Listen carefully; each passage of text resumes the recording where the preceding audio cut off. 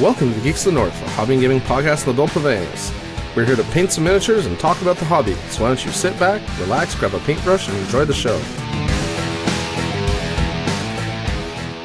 Hey everyone, welcome to Geeks of the North, your hobby and gaming podcast in adult purveyance. As always, I'm your host, Paul Filio, here with my co-host, Antoine Bergeron. Hey Antoine, how's it going tonight? Going good, you? It's going pretty good. All things considered. Well, you know. We are living through the snowpocalypse right now, so. Well, that's what they're calling for. I have to tell you, I'm not terribly impressed so far. Yeah, is it still snowing? Not here. Here, either. Like, all the schools are closed. Like, everything's shutting down tomorrow. Yeah. And I think the snow's already over. But maybe we'll get a surprise in the night. Who knows? Maybe we'll wake up tomorrow and like 2 feet of snow have happened. And we were none the wiser because we were asleep. Mm-hmm. These things happen. I was going to say something witty, but I don't remember what it was. So I guess it wasn't that witty. So this evening, I am working on a little bit of Judgment. I've got the Rekir model from the starter set. I believe he is a orc assassin. I am throwing some colors on him. I had done some color blocking by airbrush last night, because I wanted to see if I could still do stuff like that without masking anything. The answer appears to be yes. And it kind of gave me an idea for where I wanted to go with him. So now I'm trying to take him there. That's good. Yeah. He's, I think I may have mentioned this a second ago, but I don't recall. But he's one of the plastic models from the starter box. I have the resin version of him as well. Oh, I was going to ask, because I thought you had ordered the resin one. I had. But then I was looking at the starter set. I was at CaptainCon this past weekend, and Muse on Minis was there. Oh, they were there? Okay. Yeah, and I was talking with Nigel. And they only had the Judgment starter. They didn't have any of the models, which may have saved my bank account. And I was looking at it, and I was like, you know what? There's one model there I don't have. And I'd found out that there are maps that are coming out in some of the 5v5s that use 2 monsters. So they use 2 of Gloom or 2 of Ashtooth. Yep. So having a second Gloom wasn't a bad idea. And he comes in the starter as well. So I decided to pick up the starter. And then when I got home, I'd played a game of, I'll get into that, but I'd played a bit of Judgment while I was down there. And, I'd kind of gotten the itch again. So I was like, well, you know what, I'll just pick up the starter and, I'll have a second Rekir. And when I got home, I needed to paint something right away, so I grabbed the plastic Rekir because, no assembly required. Oh, he's pre-assembled in the box? Yeah, they're pre-assembled, and they look better, than they did in the pictures. I know when we first saw the pictures of them, they looked like there was giant gaps. Yep, I remember that. Now I only see one giant gap, which I probably should have fixed before I started painting, but hey, why start now? Yeah. You've never done that.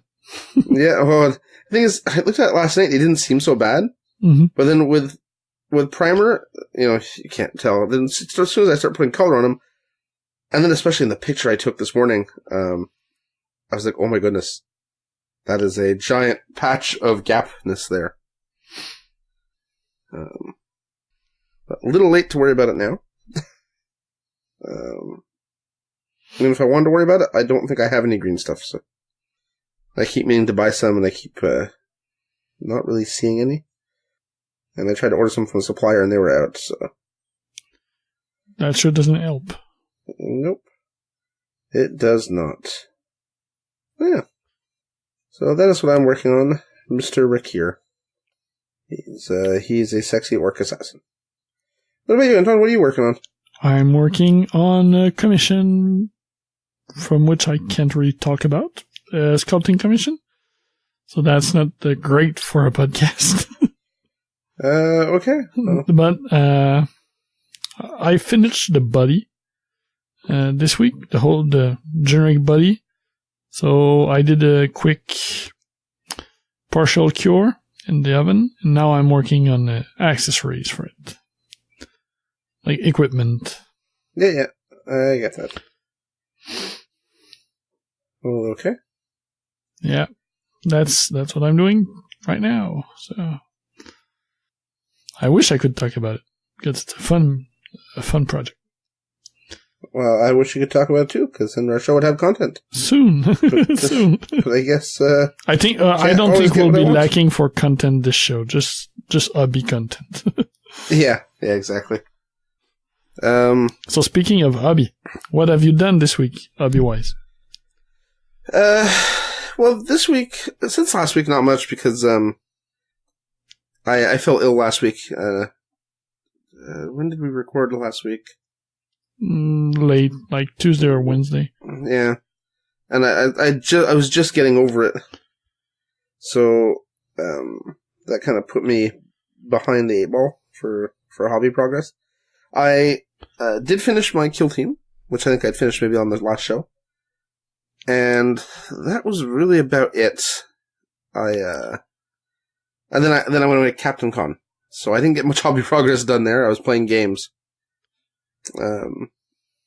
But we get to the gaming portion of this. I have played a metric butt ton of games in the last week, which for me is very strange and wondrous. Yes. I am not complaining, believe me. Going to cons and play game sure sounds strange for you. Oh, I guess I'm not painting with that paint. Pasty? No solid giant chunk at the neck of the proper bottle. Yep. Well, I pulled out paints I hadn't used in years. Surprise! Toast. That's okay. We'll improvise. Mm-hmm. I've got some something rather here, Minoth white base. That'll probably not look anything like I want, but I'll add something to it, and I'll get it where I need it to be. Oh, except it's acidic plug too. Yep. That's 2 P3 paints in a week. That's never happened before. I wonder if they froze or something. Well, that's 2 I need to buy now. Yeah. Do you want to go into your hobby in games, and then we'll go back to the con? Yeah, sure. You'll have a lot of stuff to talk about anyway. So, yeah, hobby-wise, I continued sculpting. So the commission piece I'm working on, but also on the witch. I pretty much finished the tail. I was working on the tail, I think, last time we recorded. But my problem was I did it more square-ish. Oh, right, and you were talking about how you were going to have to, like, redo the other parts of the model to make it match the style. Like the fingers on the wings. The feathers that kind of hacks like fingers. But in the end, I decided to round a bit the feathers on the tail instead, because it looked too square and it didn't really fit. So I was looking at the rest of the model that's more rounded, and it looked out of place. So I rounded it a bit, worked on the finishing the wings. I started doing the eyes, but I'm not happy with them. So I'll have to redo that part, which is the fun part about not using green stuff and using bees putty, a clay. So I'll just reflatten that and start over again. I need to do some sketches. I'm not too sure exactly what look I want to use. I've done some research for cartoon crows, and I have good reference piece. So the pieces I found don't have hats, and that's a part of the problem I have, because I don't have as much space in the face because of that. Right. But I'm going to be okay, I think. Oh, I'm sure you will. I mean, your sculpts don't disappoint, Antoine. You're not always maybe happy with them, but they've never disappointed any of the rest of us. So. Mm-hmm. So, I did a bit of work on that, and I really didn't hobby much. For the past few weeks, there's been a lot of work in the evening and house stuff. So, and combined with trying to go to bed a bit earlier, that's better for Madness. My life, but it's not positive for the hobby time. It's madness, Antoine. What are you doing? Madness, yeah. I haven't watched a couple of movies with my wife. We're looking at doing sports together. Wow. What? Relationship? Yeah. Hold on. That doesn't sound right. Yeah. But yeah, the other thing I did, I've assembled some, I did some paper craft. So. Origami Antoine. That's what we're going to call you from now on. Yeah, sure. I've printed a couple of buildings. Well, in fact, I modified it, but it's the Derelict commercial building by, and now I'm going to destroy the name, Stoelzel Structures. Oh, I got nothing. Sorry. I'll put it in the show notes. It's a maker of colored PDF to make buildings. So you print the exterior parts, glue that on foam core, and can assemble them your buildings that way. Okay. And they are pretty nice. They even do interiors. They do levels. I didn't do that. I just did the outside part.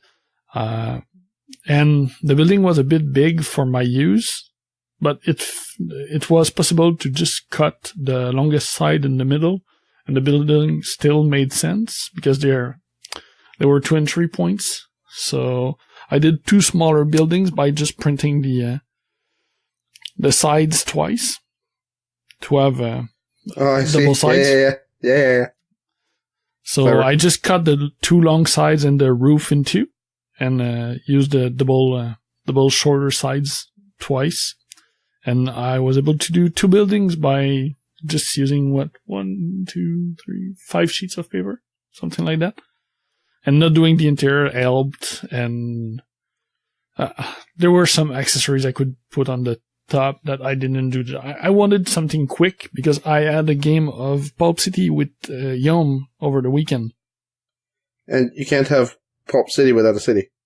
Yeah, I have some terrain for modern, but not that much. So, looking at what I had, I realized that I would have to use a lot of non-thematic buildings.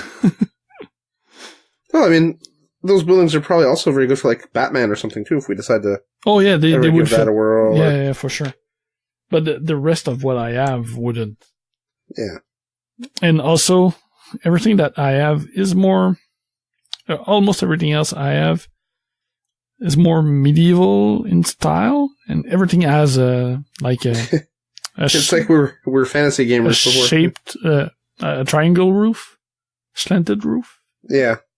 So you can put stuff on it, but with a game that's as 3D as Pulp City is, having access to the roof helps. So having at least some buildings that have flat roof makes the game more enjoyable. So those two because work you can climb up to the roofs and do stuff, right? Yep, so. Yeah. To roof, to balconies. I have one of the building by locals, MC Studio. Different local company, MC Studios, and they did a small line of modern terrain, and there is a balcony on a small house, and that's fun because you can put one of the smaller based model on there on the way to going to the roof, or it makes for a small sniper point or control point at least. So I have one of those. I added the 2 Derelict building. They are on. I I mentioned the company name. I don't know if I mentioned where they are available. They're on the War Games Vault website. They do a bunch of PDF war games there. And they have some STL files, but also a lot of PDF, either for maps or for terrain that you can print. And that one, the Derelict commercial building, is their free sample. So if you want to try out, it was my first time really doing paper terrain like that. And it came out really nice, I'll be honest. Yeah, I was not expecting much, and it came out better, even with me cutting corner and going fast. So they look pretty good. And I went fast. I didn't calculate exactly well my cuts. So there are some, like the corners are not exactly straight. I could probably color the edges so they wouldn't be white, sharp white on like a red brick pattern. But even with those mistakes, they look really good on the table. So and that's like free is a lot cheaper than anything else. Yes, usually. And I have spare foam core from like other projects. We're gamers. We always have spare foam core. Yeah, and Yom's sister worked as at a museum, and she prepared exhibits and stuff like that. So they always have extras that are too small to use for what they do. So she used to stack them for us for the club to work on buildings for either any of our games. So I have piles of extras like that. Better it gets used than going in the garbage, right? Yep, exactly.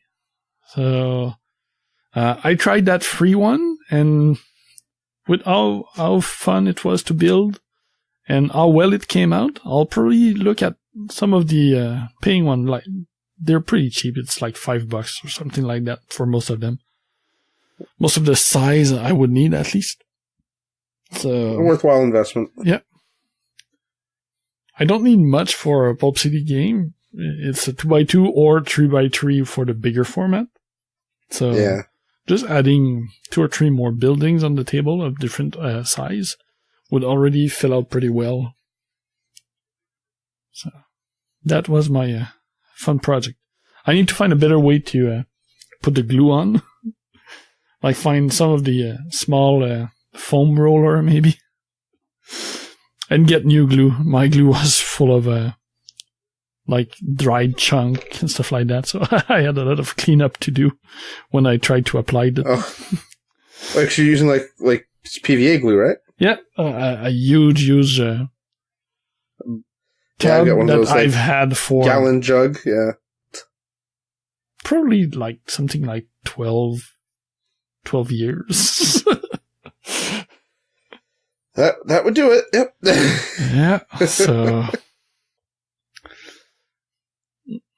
but it did the work, and I'm happy with it. And we were able to play, and we had more building on the table, which was a good point. That is very cool. So, do I go and talk about that game, or we go on your trip? Your trip is going to be longer. No, let's talk about. Let's talk that game, and then we can talk about our little Kill Team game we played last week. Oh wait, no, that was the week before. No, yeah, that's the week before. We already did a show on that. So. Yeah. I'm all lost. Yeah. Let's talk about your game with Yom. Okay, so tell me all about the Pulp City. Yeah, Yom and I couldn't attend CaptainCon, so we decided to have a game during the weekend. Kind of a Captain Kent to use the Gen Kent hashtag, popular hashtag that modifies it. And he told me to choose a game, and I decided to go with Pulp City because during the holidays I painted one of the kids' dinosaur toy to try a monster game, because the game usually works. You have 2 crews of 5 to 6 models. They fight together, fight against each other. Standard skirmish game. But there is a variant where you have one team of Supremes that will fight a giant monster that's invading and rampaging in the city. And I had never tried that variant. So I did that giant monster, did a special base, custom base for it during the holidays. But the other person that wanted to play with me wasn't available, and it just went by the wayside. But this game this weekend was the occasion to get it out. And it was so much fun. I love Pulp City. That's one of, if not my favorite game. And playing the monster variant was so cinematic and crazy.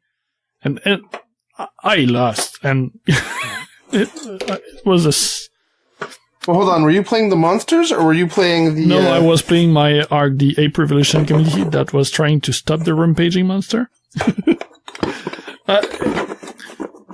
It seemed like a solid loss. In the end, it was 3 points to 2 points. So Oh, so a lot closer than you thought. Yeah, the scenarios are not symmetrical. Like the monster has one thing to do. There's 3 different... what they call agendas. So we picked one, which was to destroy at least 4 buildings in the city to get us 4 points. His full points of 3 agenda points. Mines are all different, and I have to get civilians out of the zone, do some damage to the monster, try to keep a certain amount of my Supremes alive, and stuff like that. So it was not necessarily a balanced scenario. No, but none of the monster scenarios are balanced. So the monster has one goal, and you are trying to stop it. What's the term for that in 40K? Not cinematic. There's scenarios that aren't balanced that are supposed to be narrative. It's a narrative game. Oh, yes, for sure. So I had to think for a second. I could not remember the term. Yeah. It was really fun. The monster at first seemed just unstoppable, but as the game went, he took some damage, started to slow down. It was still super destructive, and the game was fun. Like, he destroyed the first building by throwing a fire truck and a fire hydrant at it. He didn't even go base to base with it and start munching at it. He was able to just destroy it by throwing stuff. Missile weapons. Yeah, nice. Yeah. Because the monster doesn't have ranged weapons, but in that game you can throw stuff. So wait, hold on. I've seen what a Tyrannosaurus Rex looks like? Those little short arms. How did it pick up a fire truck and throw anything? Dino bites. Oh, well, fair enough. Okay. Yeah. He can pick up stuff with his mouth and throw it that way. Yeah, the small arms don't do anything. Yeah. And it was so much fun. After he destroyed the last building, I still had 50% of my Supreme, but we were tied, I think, at that point, 3-3. But one of my Supreme that's called, what's it called? The Lemur.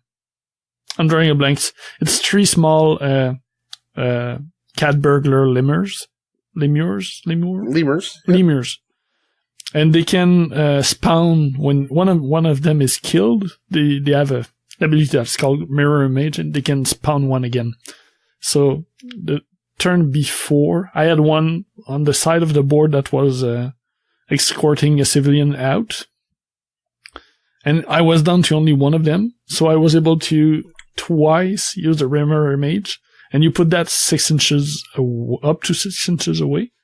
So did a chain of lemurs to get in base to base with the monster to generate a gang up bonus for close combat, which totally failed. I flubbed my attack roll the turn after, but still, the turn after he was able to attack the lemurs, or I think I moved first. I don't remember exactly.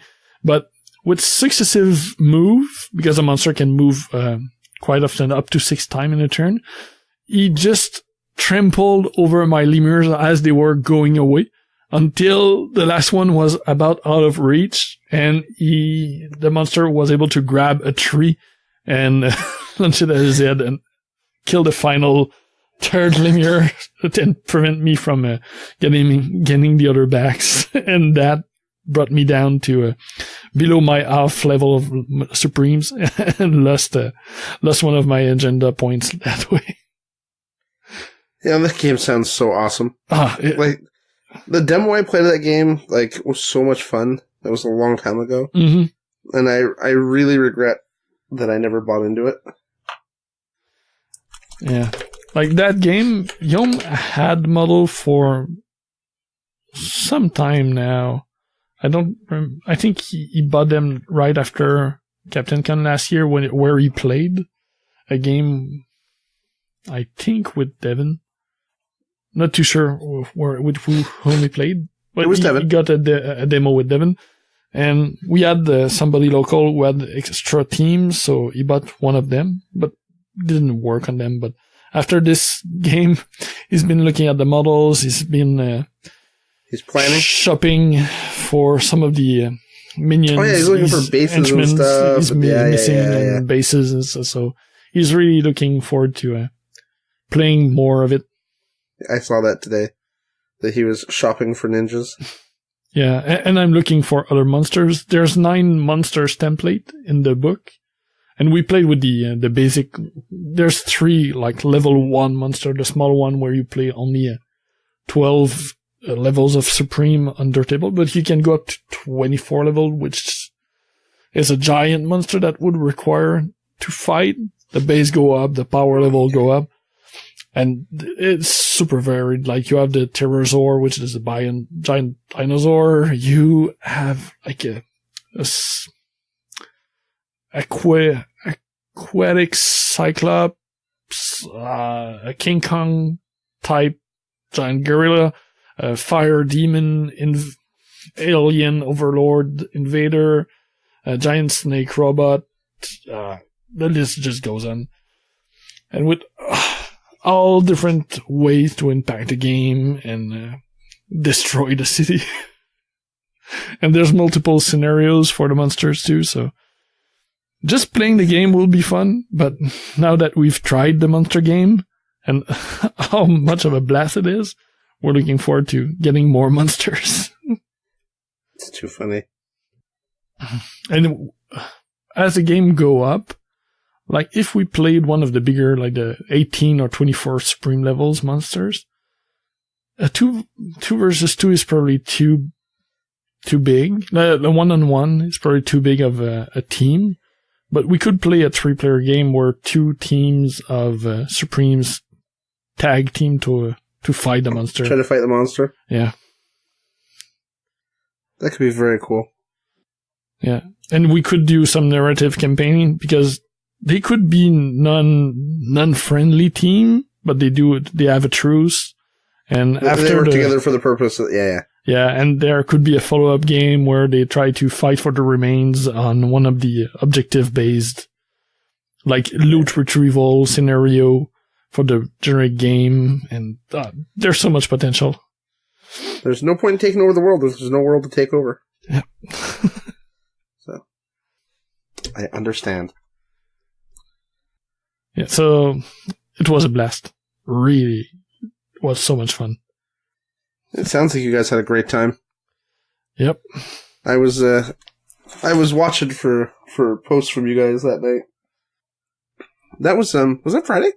That was Saturday. Saturday night. Yeah, that's right. Because I was looking for stuff during my Kill Team tournament.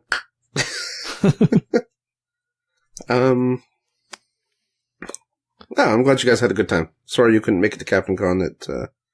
It would have been fun to have you there. I guess I'll talk about CaptainCon. Yeah, go ahead. Yeah, so I went down with our buddy Steve, the good old B Steve. he was primarily going down for Guild Ball. I was going down for a bunch of different things. So they had they had 3-4 Guild Ball tournaments over the course of the weekend. It was pretty epic. There, and I had signed up for the Friday tournament, and it was a qualifier for the finals on Saturday night. So I went into this. It was 38 people, I think, in the end. Wow. Yeah, it was quite big, quite popular. We ran into some people we'd played at the New England team tournament, which is always fun. They remembered us. We were the Canadian guys. Did you have your Team Poutine t-shirt? I did not. I thought it when I was there, but I was like, oh well, too late now. We're already here. And I don't want to go into too many details because I'm sure when we record Guilds of the North this week, we'll give a blow-by-blow and painful detail of the tournament experience. I will just say that I had a lot of fun. I played a lot of great people. And I lost in such a spectacular way the whole day that the company is sending me a new army to play.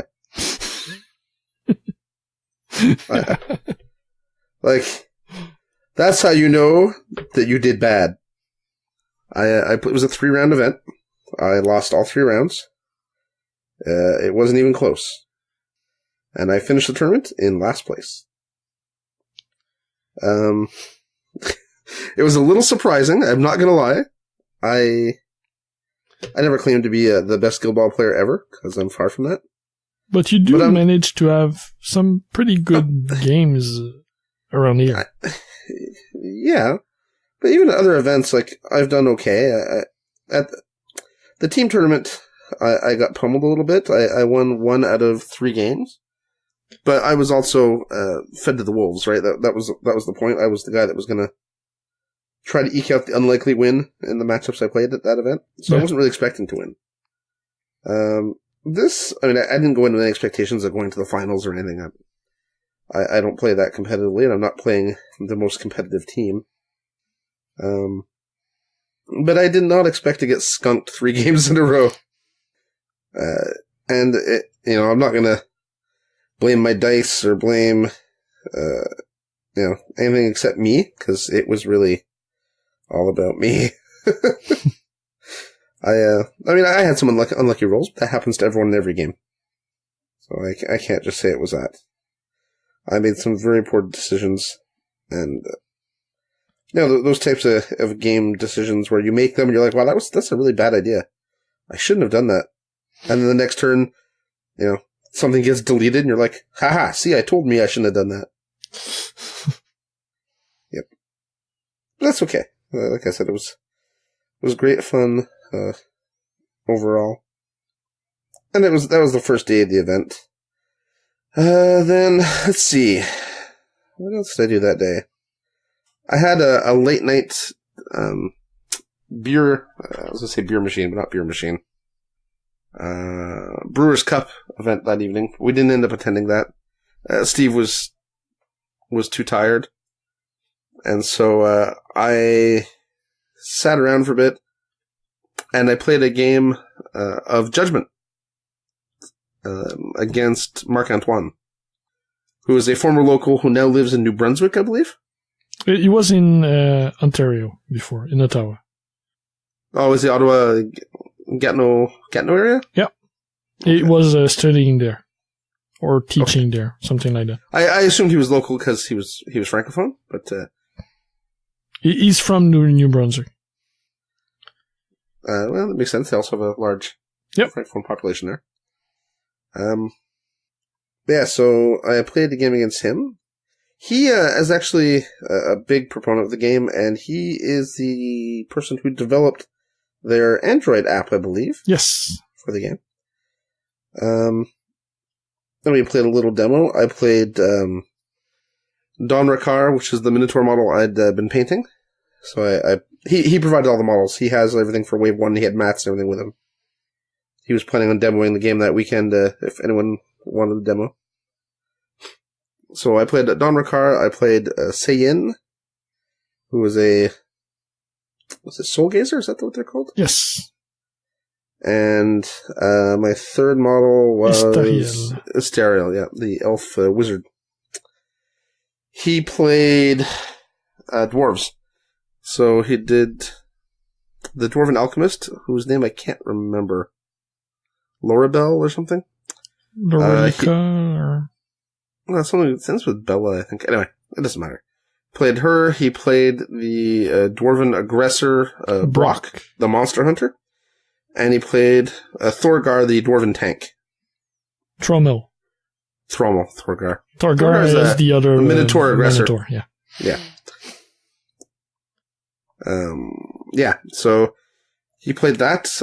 I managed to sneak out a win. I won't say it's because I totally outplayed him. I will say that I probably played better than he thought I was going to play. And he definitely had a suboptimal list that was, thematic, because it was all dwarves, and, was there for... He was demoing, right? So I won't really claim to have won that game. But it was a lot of fun.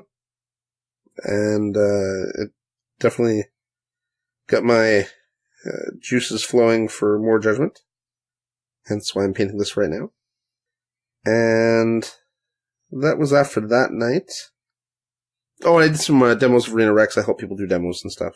Because, I could. Such a fun game. The next day, I was supposed to play Arena Rex, actually. So I showed up in the morning for my tournament. And then I saw that D6 Generation was there.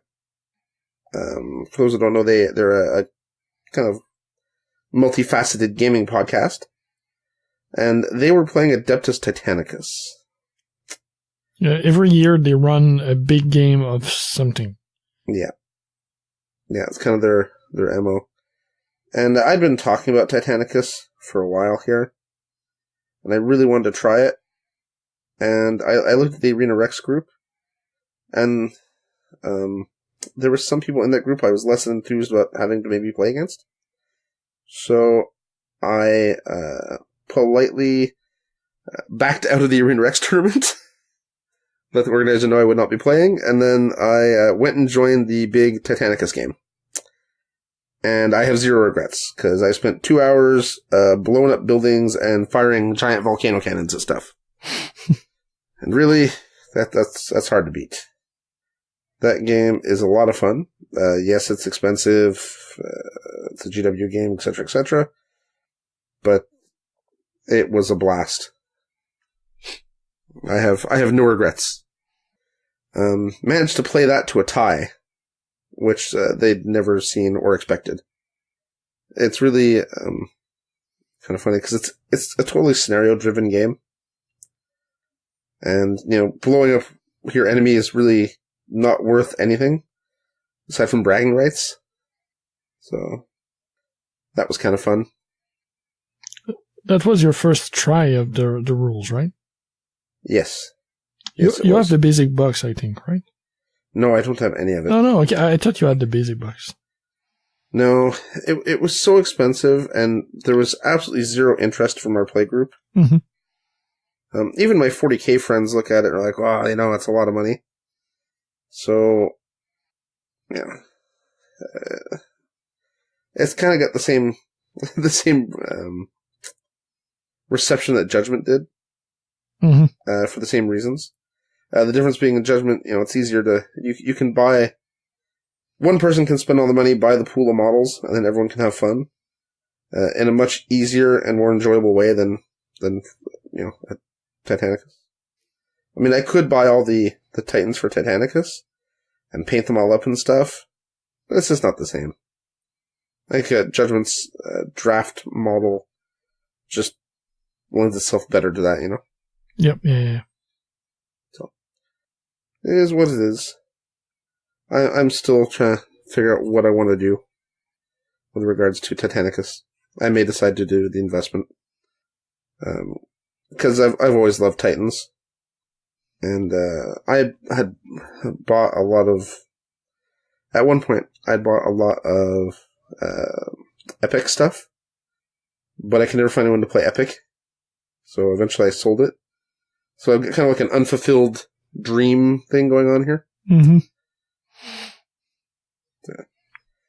Yeah, it's a well put together game. And it's got just enough BattleTech feel to be interesting without so much that it bogs down like BattleTech does. Or did back in the day. I don't know what the new version of BattleTech looks like, so I can't really... The same. Okay, so likely it's going to bog down the same way as it always did. Let's see, what was next? You had Kill Team that evening after that, right? Or did you do something else in between? I'm sure I did something else in between. Now it's all running together. Oh, I played some more Arena Rex. I threw more people in a pit. Yay! I gotta admit, it's a lot of fun killing people in Arena Rex. And that game is so brutal. So much fun. And yeah, that evening I did Kill Team. And I'd only ever played that one demo game with you, right? So, and I got there, and it was a pretty good group. The organizer and his friend the organizer wasn't playing in it. His friend was playing, and they'd done a lot of kill teaming. And there's a gentleman who had recently just played a league. He just finished a giant league at his store or whatever. And he'd actually come back to 40K because of Kill Team. So he had a lot of experience. And then there was a couple of 40K players there, 8th Ed 40K players. So my hopes were not very high of accomplishing much. I was just there to have fun. And played my first game against AdMech. And of course, had experience. That's what we played. That's right. That's right. So because of that, I kind of knew what to expect. Oops. Sorry, I just had a bottle of wash explode. Not good. Nope. And not even the color I wanted in the end. Oh well. Baby poop, you failed me. And it exploded all over my model, I think. Sorry, I'm trying to figure out if I can save this now. Oh, that's actually not as green as I thought. Yeah, so first game against AdMech. He had a very kind of stagnant army, which struck me not as odd, I guess, but it's okay. Kill Team is a very terrain-intense game, right? Oh, yes. So a stand-and-shoot army that doesn't move for the whole 4 turns of the game did not strike me as a very viable tactical choice. Mm-hmm. Turns out I was right. He stood the backfield. He had 2 of those models with the big guns. The Arquebus? The Arquebus, yeah. Wow. And it was a map with a giant wall of terrain in the middle. And the object was to kill all the enemy models. And then on turn 4, or whenever the game, because on turn 4 you start rolling to see if the game ends. Yes. And there were some objectives on the board. And the objectives were the secondary victory conditions. So if the enemy models were not all destroyed, the person who had the most objectives under their control at the end of the game won the scenario.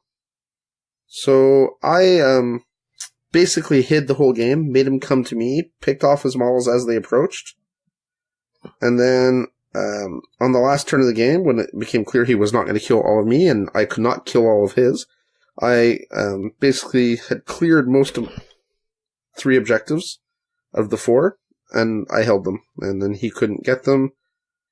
And so, I won the game.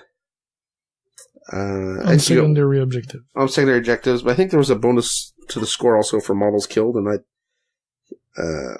he hadn't killed anything, and I'd killed a bunch of AdMech. So that went pretty well. I was quite pleased with that.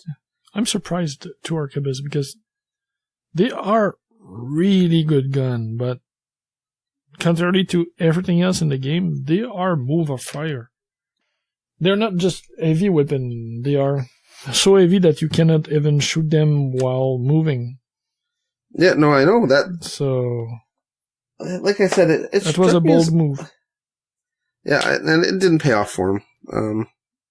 He took it really well. Like there was no problem, and he congratulated me. We shook hands, and I went on to my next match. Mm-hmm. And the next match was a map where the kill team map was arranged kind of lengthways. Okay. And the goal was to get models off the map. On the other side or something like that? Yeah. So basically you exit in your opponent's deployment zone. And the orc player had 16 models. To my 6. So I knew it was unlikely I was going to basically win by getting off the table, because if I did that, then he would just walk himself off and trounce me on points. So I looked at it, and I decided I'd have to try to kill as much as I could, because killing models were worth 1 point. So I'm like, well, I guess we'll try to do a mix of getting stuff off the board and killing, and we'll see where we go. So that played out, and like I suspected, he made a run for it with his orcs, and I stood there and tried to gun down as many as I could. In the end, it was a very, very close game. At one point, I decided that standing and shooting was boring, so I charged into a bunch of grots with a marine, because why not? You should always assault grots. It's rewarding. It makes you feel good, because everyone loves killing grots. And, so I managed to kill a bunch of his stuff. He decided that, discretion was a better part of valor and started running for the edge of the board. In the end, it was very, very close. I got no one off the board. He got 5 models off the board, so he scored 10 points. I killed 11 models, so I scored 11 points. Oh! Yeah, so it was very, very close. We had a good laugh about that. And it was a lot of fun. He was very into the orcs, so he was using orky voices and making orky sound effects and doing all these fun things that orc players do. That's why I miss playing G, because you always get the orky sound effects the whole time you were playing. Probably the best thing about 40k, orky sound effects.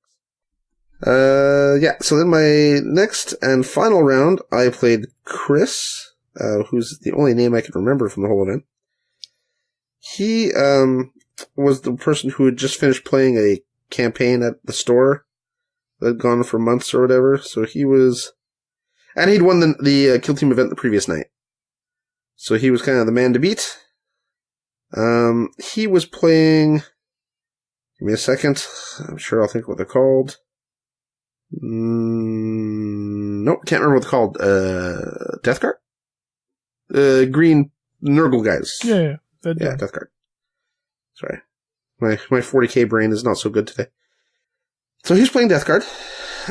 He had a mix of... Well, there's no primaris for them.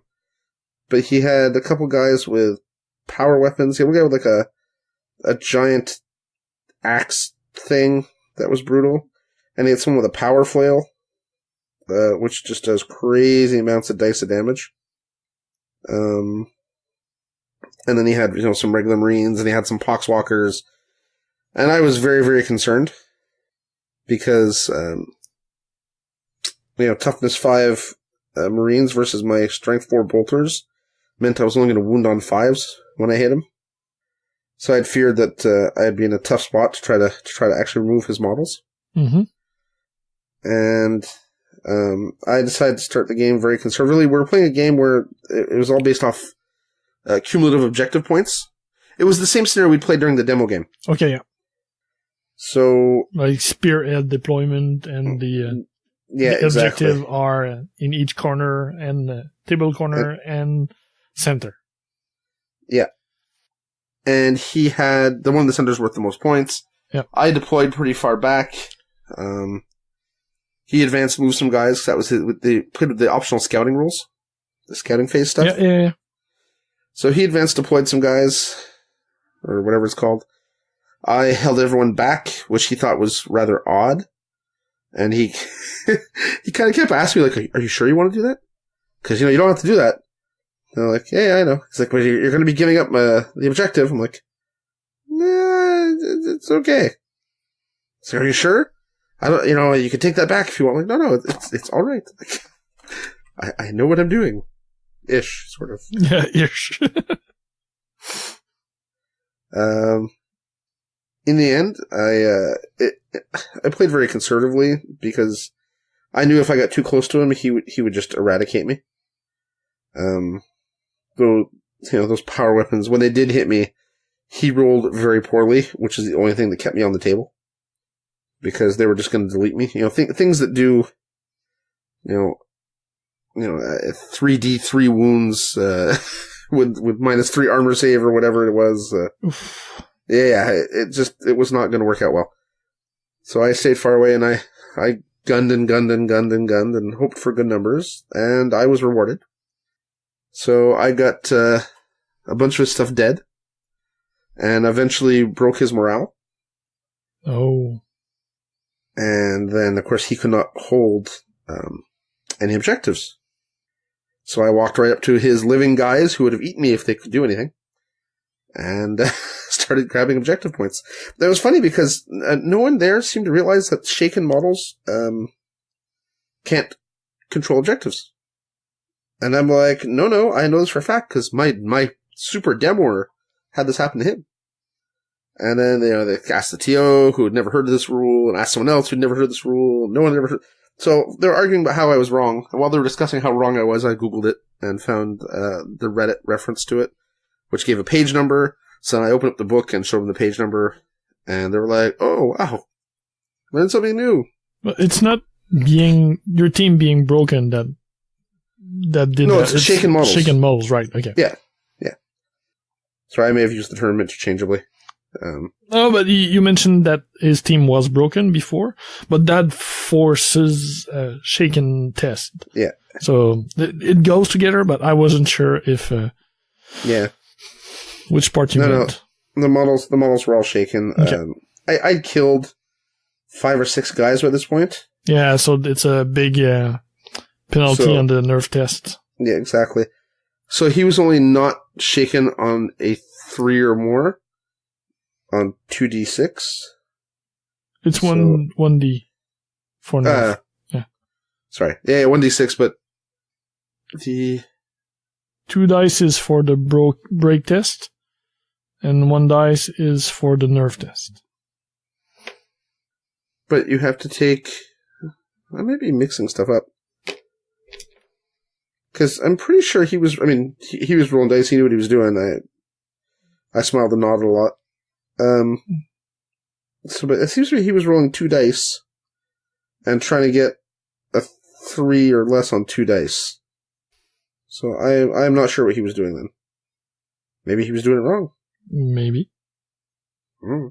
Any case, by the rules we were playing by, whether they were wrong or right, he basically could not do anything. And I went and scored a bunch of stuff. And I was like, "Yay me!" And he was like, "Yay you!" And then I won the tournament. So that was kind of fun. After playing a single game before the event. Yep. Hey, I'm not going to complain. No, I had a good teacher. And, so I won a set of acrylic tokens for a kill team. Oh, cool. Yep. It was a nice little prize. Were your printed tokens useful? Oh yeah, everyone liked them. Everything I 3D printed, everyone liked. For no matter what game I was playing. There was a lot of, where can I get those? Are you selling those? Like, not really. Well, if you were to sell them, how much would you sell them for? I'm like, well, I'm not really selling them. You know, I don't live near here. I can't really get stuff to you. I'm not going to ship it. But I had lots of interest in my 3D printed doodads over the course of the weekend, which is always kind of fun. Mm-hmm. And that totally is not turning out the way it's supposed to be. I slipped with a metallic paint at some point and didn't realize. Oh. Yep. That's never good. Nope. It isn't. And it is causing me some issues. Because it was on stuff I'd airbrushed. Yeah. So, trying to correct that is a pain. Yeah. It really, really and truly is. You are not lying. So that was your Saturday? Yeah, that was my Saturday. And Sunday you left early, right? Yeah, we left early. And we drove home. Nothing exciting happened that day. So did you meet our usual CaptainCon friends, like Seppi, Devin? Oh, yes. Seppi was sitting next to us while playing Titanicus. Oh, okay. And, the D6G guys, always more for cinematic than actual rules, decided that the people with the best battle cry every turn got a bonus to our initiative. The problem being that Russ also had Seppi participate. Oh. as an outsider. Like a crowd worker or something like that. Well, Seppi was giving demos to his own games, right? Mm-hmm. But the problem was that Seppi had a better battle cry than, like, by himself than the three of us on either side of it. So it was a 3v3 game. And we could not match the depth and power of his voice because Seppi is exceptionally loud. And exceptionally entertaining. So it was fun. I unfortunately didn't get a chance to play some more processing. Did you have a more production close version? Yes, he did. It looks very different than what we played. Oh, I'm sure. Already the Kickstarter prototype, when it was running, it already looked different than what we played.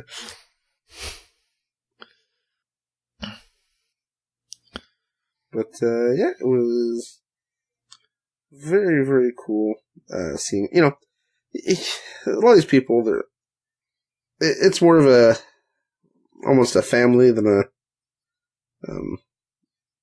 people at a show. Mm-hmm. So, and not necessarily to me, because, no one knows who I am, or very few people know who I am. But seeing how they interact with each other, it really feels like a small, intimate event, which it is. That's mainly why I'm sad that I couldn't attend, because it's people I've gamed with for years now, some of them, or that I interact a lot with online. Like, I'm really looking forward to going to Adepticon, but there are more people I know closely, or I know more at CaptainCon. You know better. Yeah. Yeah. I getcha. Like, I've seen some picture of the big battle of rank lights they did on Sunday with Simon Randat, and Devin was in it with his son and stuff. Yeah, and in fact, looking at the picture, all the players were the player that were in the event last year. So that doesn't surprise me. All had been people I already met and played with, so... I know. Yeah. We'll see how Adepticon goes this year, but it's a bigger commitment to go to Adepticon, and I'll probably go back to just CaptainCon next year. If you, the other guy in the group, go. Oh, I'll be going. Let's face it, I'll be going. But we'll see. Yeah. Sorry, I got distracted by my model, because I'm pulling a Bob Ross where I paint something and I'm just making it worse and worse and worse. And I'm just waiting for that key point where suddenly it becomes better. Yeah. It hasn't happened yet, but I'll keep trying. Have you started painting trees now? Well, I'm waiting to get the palette to put a tree right in the middle of the model, so you don't see the model, you just see the tree. You know what? I should do that. I should actually paint a model and then put a tree right in the middle of it, in the front of it. And when people ask, I'll be like, oh, I was channeling my Bob Ross. The tree right in the middle of the picture. I don't know how many people would get it, but the ones that would get it would appreciate it, I'm sure. Mm-hmm. You either paint a tree or just put a giant tree in front on the base. You know what I mean? I put a giant tree in front on the base. Yeah, like I thought you were just going to paint a tree in front of the model. No, I got to do it the right way. Put a giant plastic tree right in the middle. Come on, Antoine. Well, both work. Well, yeah. I suppose both work. So, how did it feel to go to a convention and play, Paul? Because you played a lot. I didn't know you played Arena Rex, but that's just adding even more games to your total. Yeah, and it's important to understand that usually I go to cons and I don't do anything but sit around and chat, and I don't play a thing. I take models, and they never come out of the bag. Because, to people who don't know me, it would seem awfully weird for people to go to a con and not play, so they may not understand why you're making that reference. But yeah, that's just who I am. I'm more of a social person than a gamer. I get anxiety about gaming with strangers, so that doesn't help. It was good. I had a lot of fun. The people I played with were all great people. Even losing horrendously in Guild Ball became kind of a joke by the end of the day, right? Like, I think the only person that did as bad as I did was the girlfriend of one of the guys that was playing Guild Ball. And I think she just started playing. She was playing Butchers. And I think she came in last place on the second day. So she beat me on the first day. She was sitting next to me. She was one table up, so she did better than I did on that first day. But on the second day, she was in last place. So they also are sending her a team. And I just want to say shout out to Sean Dooley and Steamforge Games. That's a really nice gesture. Totally not required. Nope. But much appreciated. And in order to save them shipping, I'm just going to pick up the stuff at Adepticon. Oh, okay, cool. Well, I don't want to make them pay shipping to Canada. And I'm going to be there anyway, right? So I will pick up my cooks there. Who knows, maybe I'll even play it in the team event there. Oh, instead of bringing other models, you might just use the cooks. Well, yeah, who knows? I think, oops, sorry, I just put my finger on part of my model I just finished painting. It might be kind of fun to play something I have no idea what I'm doing with. It's a team event anyway, right? So it's not a competitive event. Oh, no. We're not playing for the universe here. We're playing for fun. Actually, that's one thing I can say about CaptainCon. It was really nice I didn't play anyone who thought that the game was more important than having fun. That's great. That says a lot about the crowd that go there. But yeah, it was a blast. I'm not used to having that kind of a busy schedule. Mm-hmm. But I have no regrets. We'll probably do it again. It would have been nicer to have more people playing in events with me that I knew. And next year with you there, I'm sure I will. If we play the same game, there is a lot of choice. Oh yeah, because I never play the games you play. No, but I don't play events though. Yeah. Except the events you do play. Well, last year I played in one event. Everything else was planned pre-pickup games. Yeah. This is true. So, but I could totally see you playing in a casual event, like the casual kill team or something, where it's not a real tournament. Oh yeah, no, I agree. That usually it's not the game; it's the time. I don't want to be pinned down for that long. I understand that. Because, I would totally play Kill Team. I would play the Derelict night game. That the only problem with that is that it's on Sunday afternoon, and we usually leave earlier. So that might be problematic. But we'll see. And well, only slightly problematic. I mean, last year we stayed for the Relic Night game, right? Yeah, but it was earlier. Yeah, this year this year started at noon. I don't remember what last year started at. At 10. Well, it ended up starting in later than that, but the starting time was 10. It was supposed to be 10? Yeah. Yeah. If I go next year, I'll try to talk with Devin and try to have a Pulp City event. Yeah, so just have all of us come down with Pulp City stuff to play. Yeah, for sure. I don't mind. Play with Devin, play with Brendan, Simon, everybody. I'll find a big monster, and we could do a giant monster bash. 4 or 5 player, something like that. Yeah. Has there been any news about Pulp City? The last news were in the show When Game Dies, we did some weeks ago, where they announced that the game was for sale, and they are still in talk with multiple potential buyers, and no news have gone out since. No news as of yet? No. Yeah, that's what I was curious about.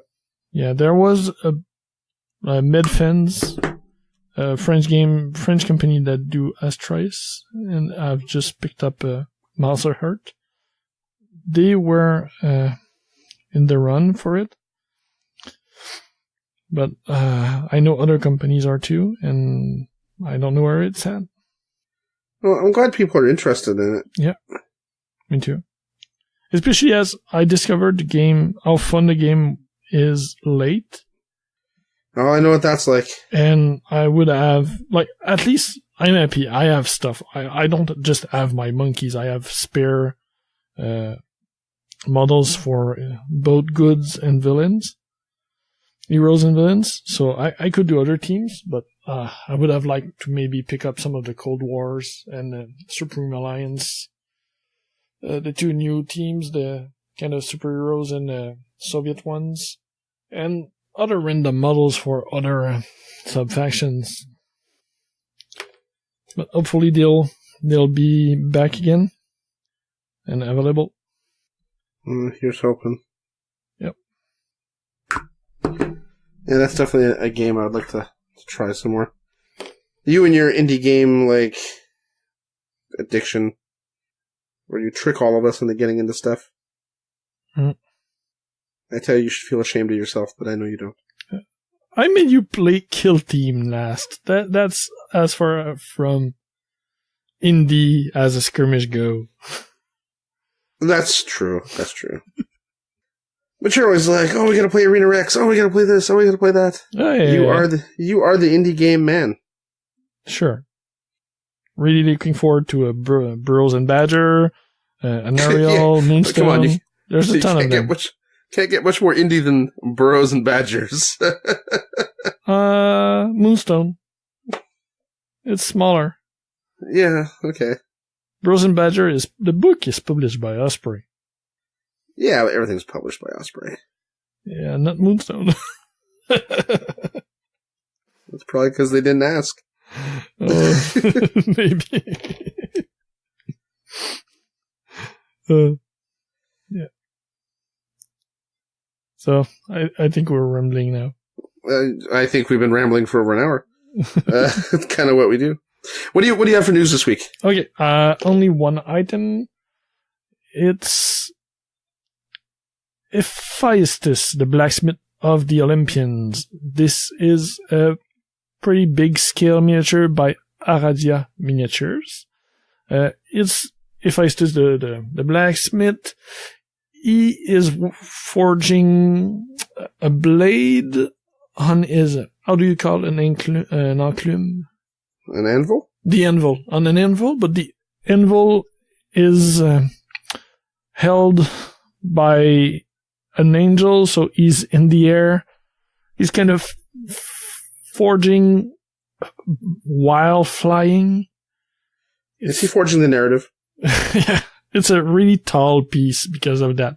Because the creature has her tail on the base, but after that she's holding the anvil almost over her head, and Hephaestus is forging on the anvil at like knees or mid groin level, so that the piece is really tall. Lots of movement in it.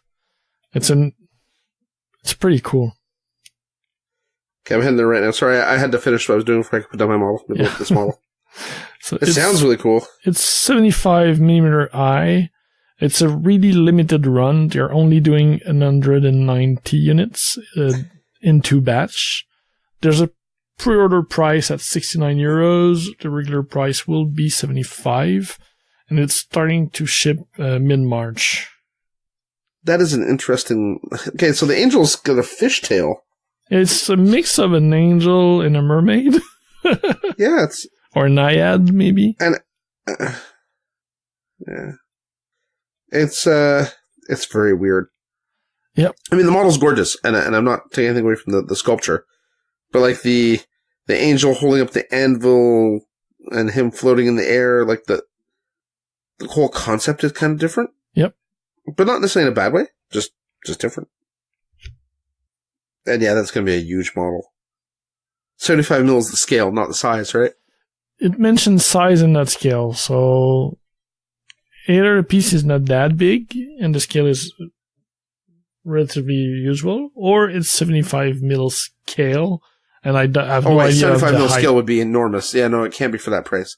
So it's got to be 75mm tall.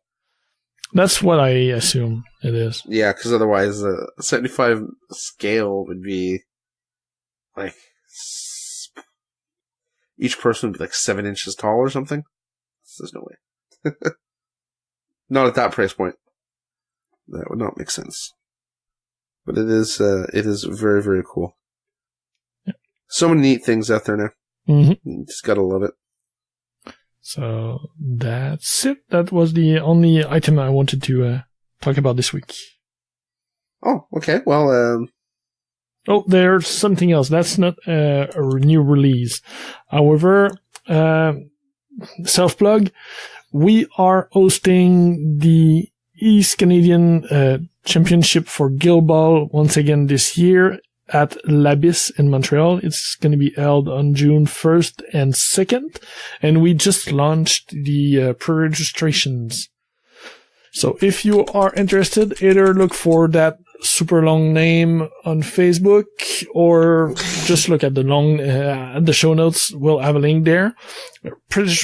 Registration is $40. That includes lunch on both days and some swag and door prize and 6 fun games of Guild Ball, not Guild Balled, depending on who's playing though. Yeah.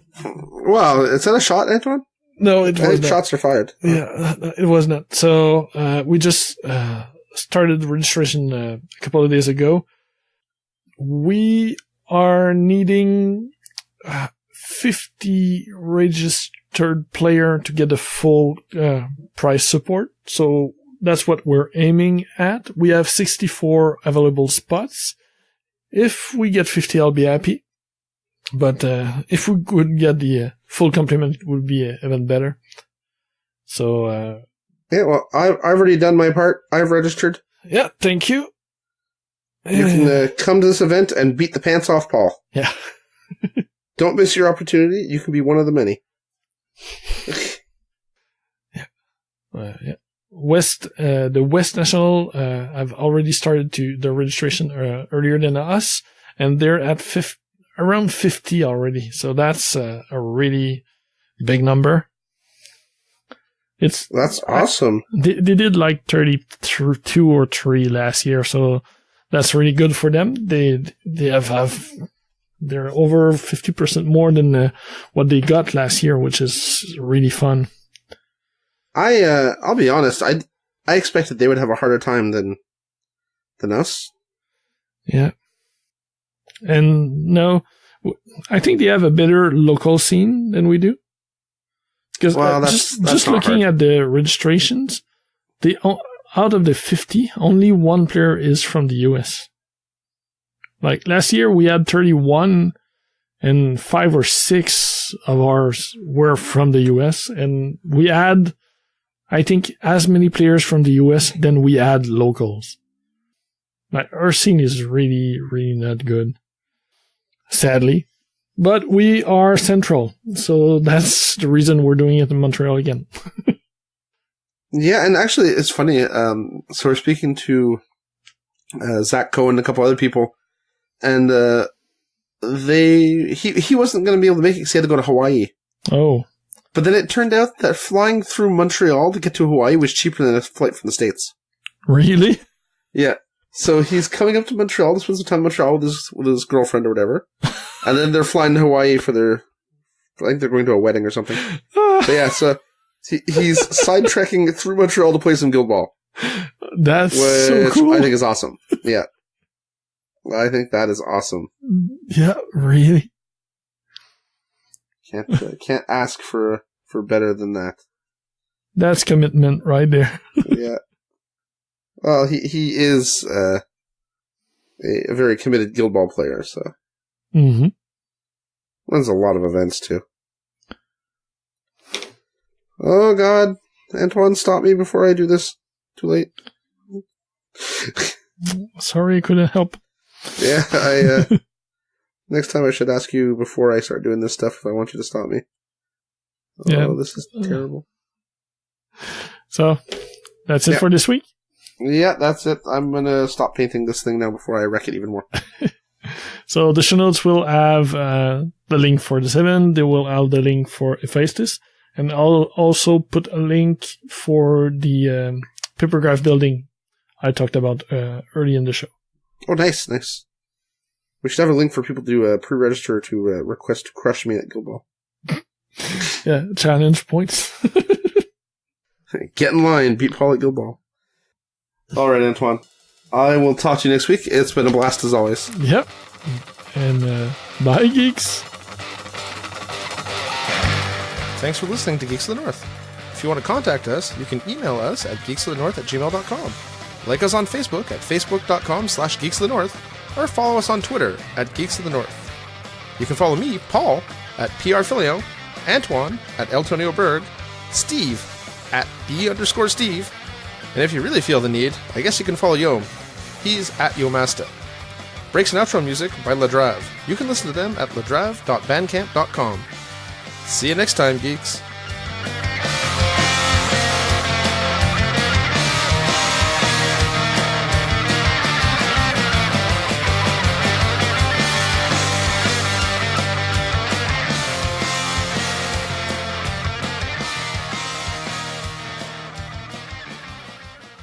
Thank you for checking out a United Geeks Network family member. If you enjoyed it and are looking for other online media with a geek culture slant, head over to UnitedGeeksNetwork.com, where you will find Almost Podcast, a fan-driven companion podcast for the Almost Human television show. The United Geeks Network. You can broadcast your geekiness at UnitedGeeksNetwork.com.